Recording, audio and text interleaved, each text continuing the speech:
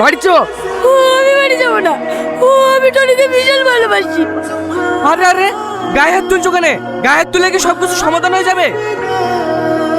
পাঁচটা মানুষ আছে, ছেলের বাপ আছে, ঠান্ডা মাথায় আলোচনা করো, তারপরে সিদ্ধান্ত লিও। মেয়ের বাপকে আমি ভাই। ছেলে মেয়ে ভালোবাসা করে পালিয়ে এসছে, আমার জ্ঞানে পিঠা দিদি আয় ভালো।